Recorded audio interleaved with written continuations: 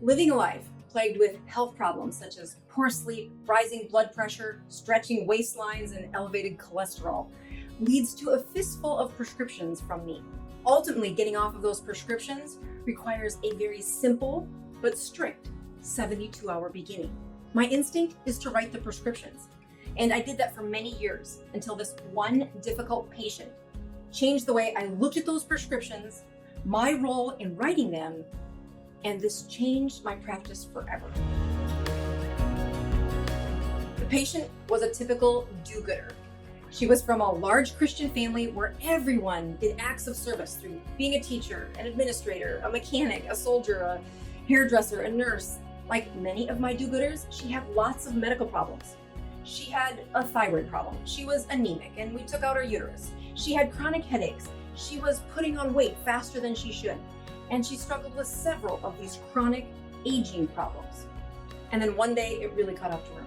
At the age of 61, she was diagnosed with cancer of the white blood cells. 2 rounds of chemotherapy and a decade go by before she completely stops serving the Lord to fight for her life. She was taking my prescription antibiotics to keep the bugs from living in her body, but she was failing.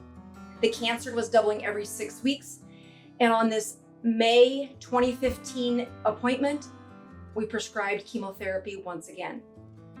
As I handed her the pink slip, she said, "No, I'm not doing this again.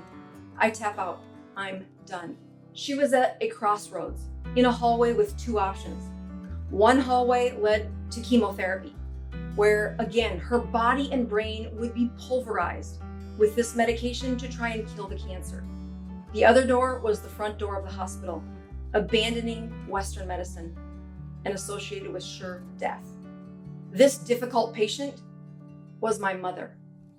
And despite my private escort through the best medicine Western medicine could offer, it was failing her.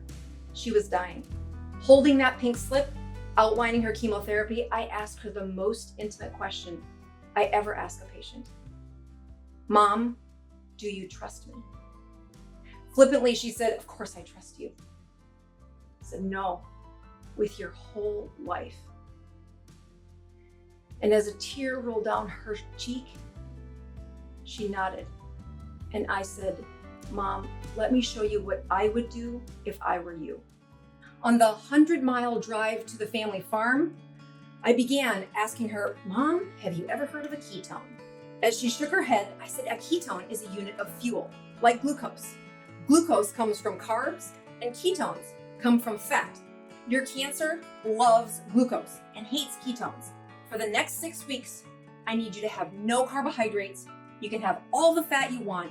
We are going to lower your glucose and starve your cancer." I then did the most important part and said, "Mom, being on a ketogenic diet can be very difficult. I'll do it with you."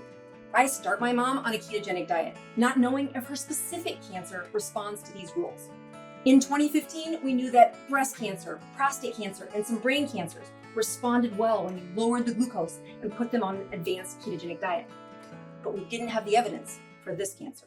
If you are in your 50s or older, you have had more surgeries, prescriptions, and chronic health problems than any generation ever before.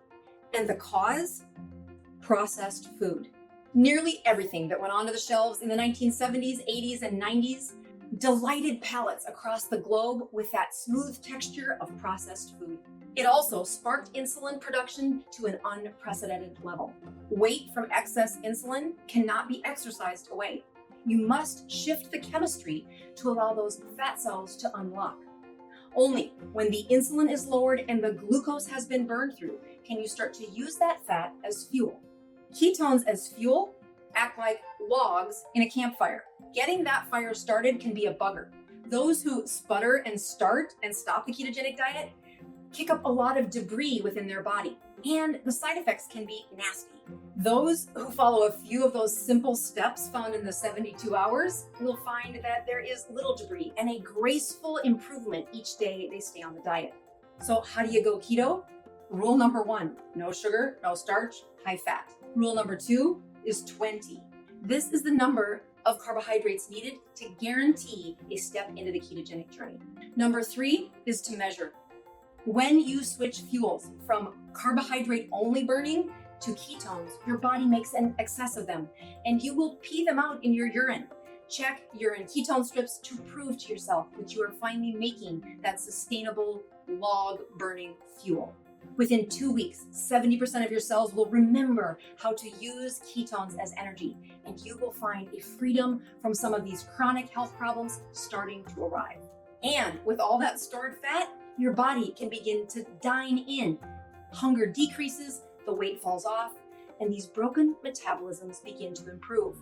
My mom and I take the next 6 weeks with no carbohydrates, and we return to the oncologist to see what has happened. And as the oncologist came into the room, we both held our breath, and we both didn't speak. And he asked, "What did you do to lower these numbers by 30%? 6 weeks into the ketogenic diet, and her cancer reversed by 30%. A year into the ketogenic diet, and she had been without antibiotics and chemotherapy. She reversed those medical problems and lost all the weight. And when she finally needed chemotherapy again, her body tolerated the treatment and she beat the odds. I am thankful for the miracle that I was introduced to the ketogenic diet just in time to walk with my mother on this story. If you want to see the steps that I taught my mother in the most succinct process, it is in the online course. Listen to me teach you just like I taught her. Join me as I teach students across the globe how to use the ketogenic diet to enhance the way Western medicine could work for you. Join us reversing medical problems through healthy keto living. I'll see you in the course.